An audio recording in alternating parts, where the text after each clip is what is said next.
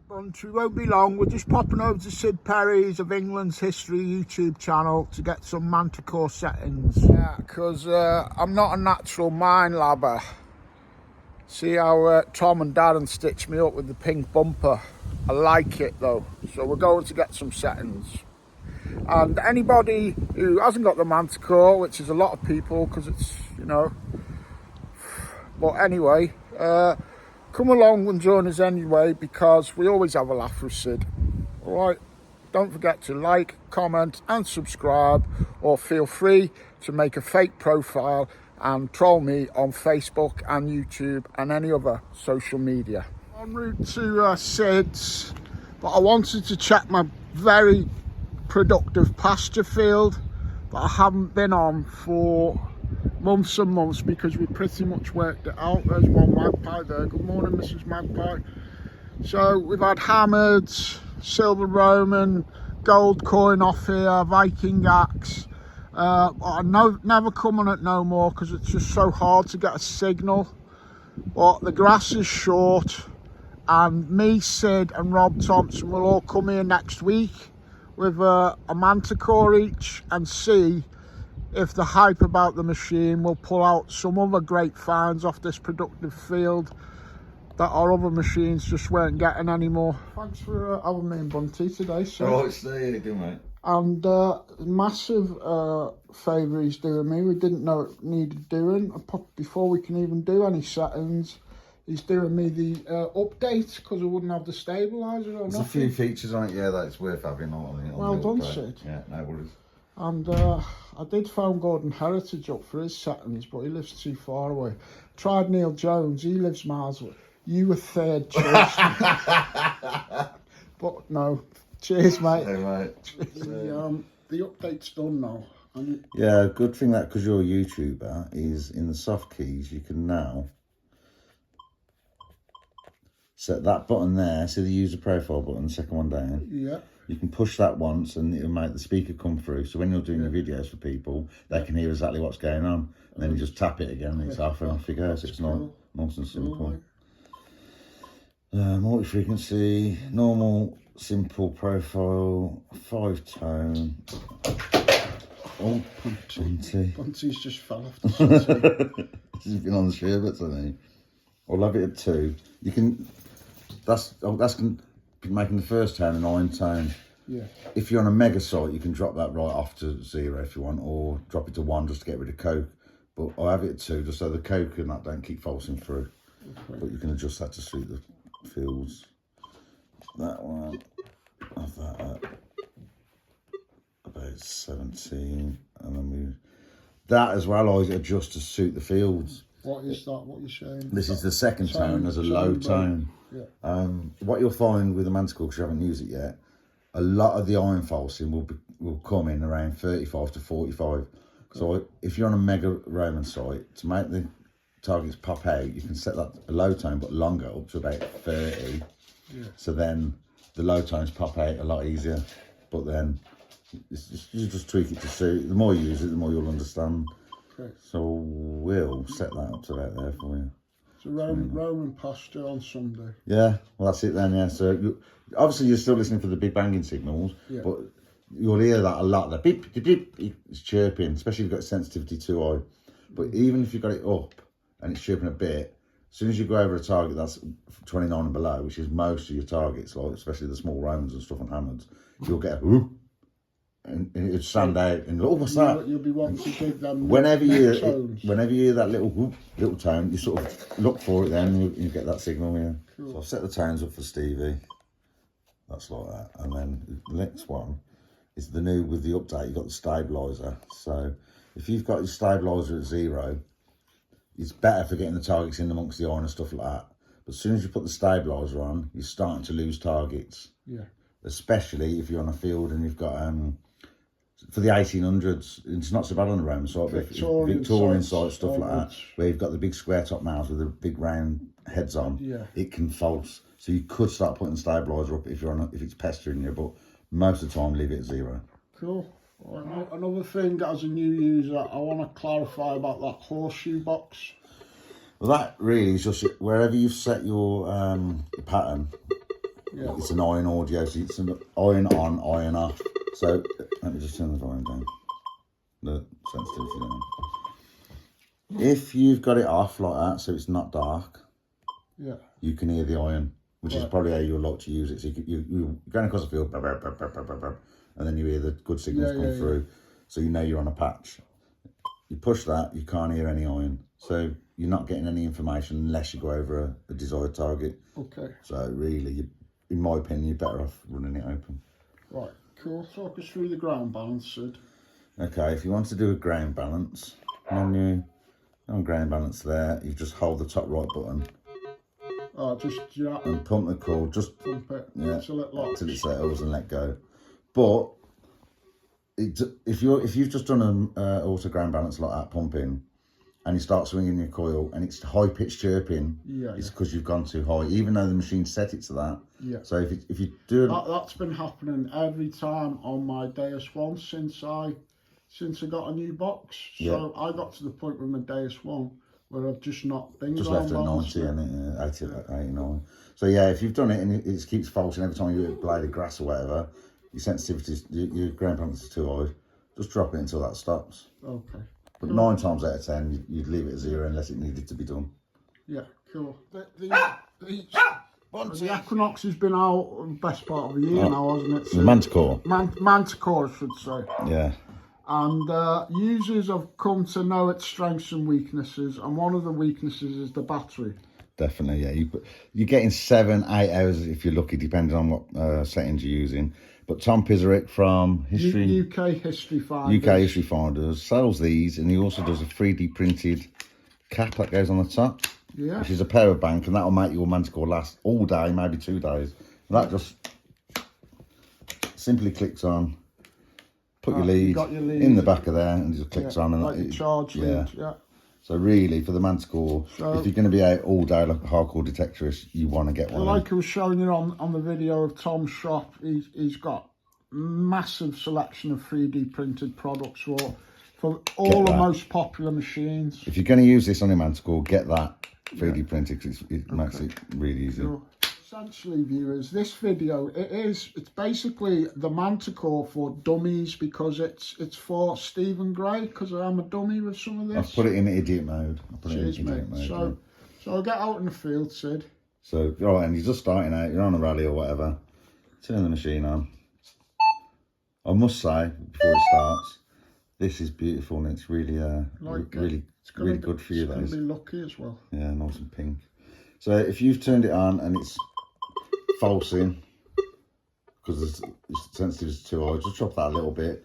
And also, can you just point where the sensitivity bar is on the screen? Well, if you look there, if you look at that picture with sensitivity thing on, it's telling you left and right, which is left and right there. Yep. And then if you're getting interference off any power lines or other metal detectors, you can tap that once.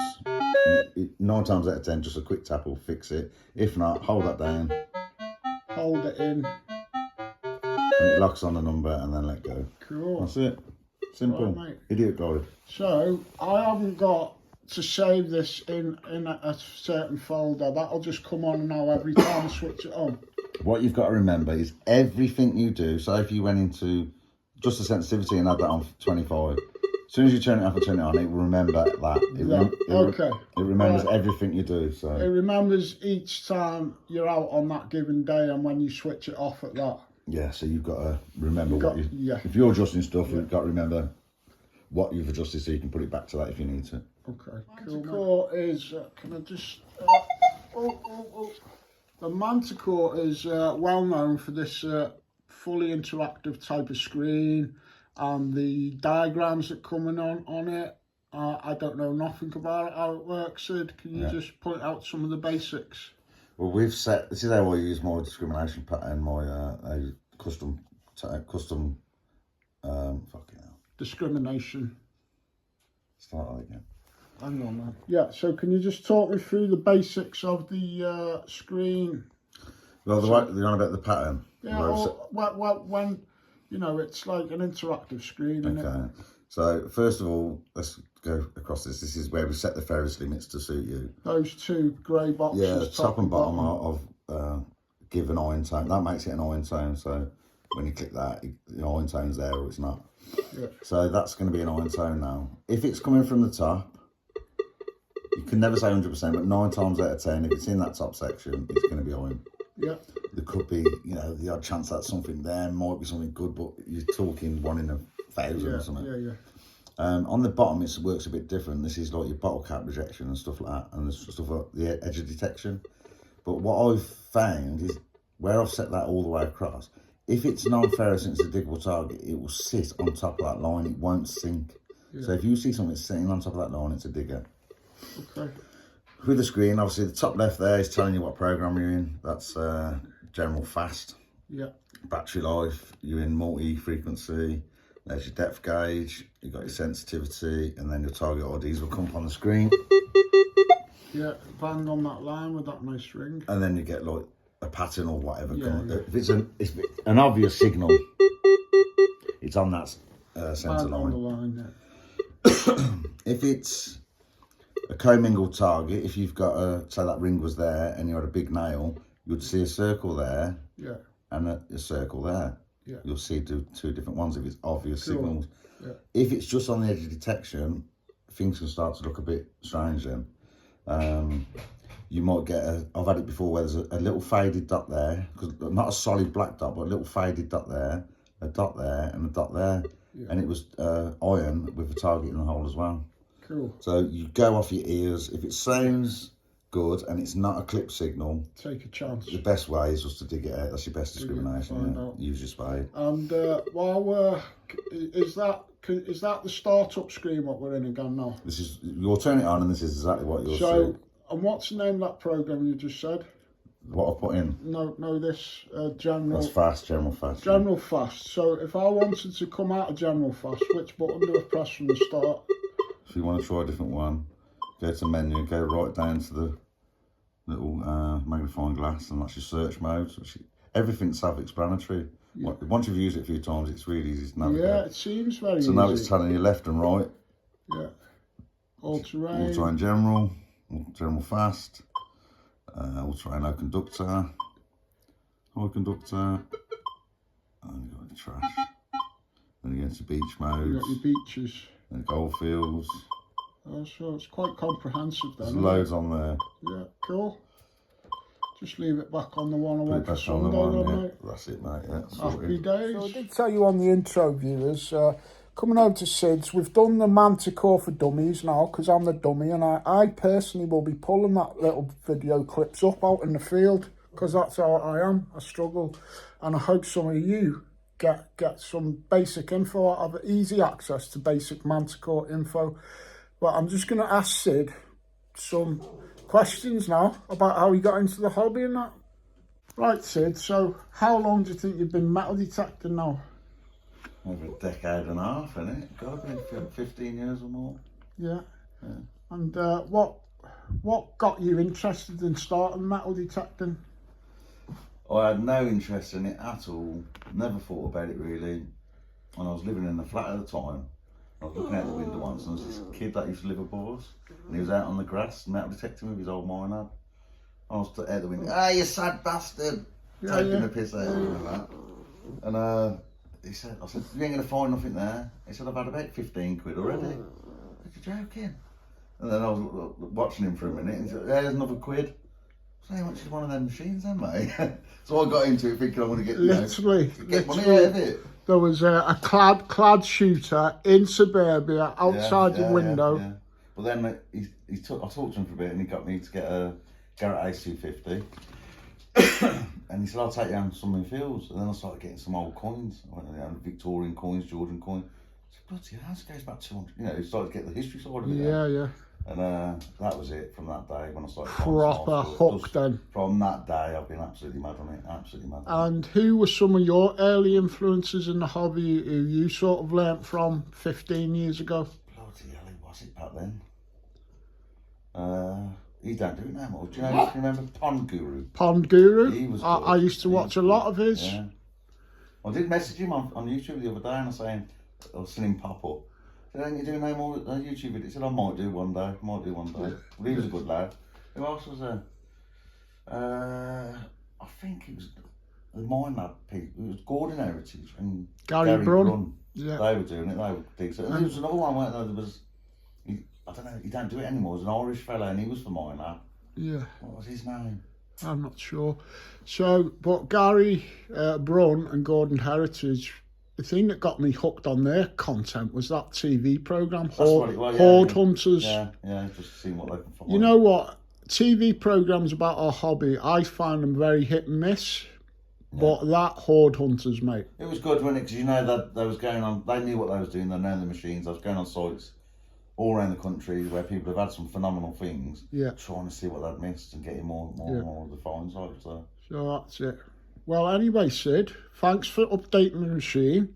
Thanks for sellotaping a cheat sheet onto the back of it, so to speak.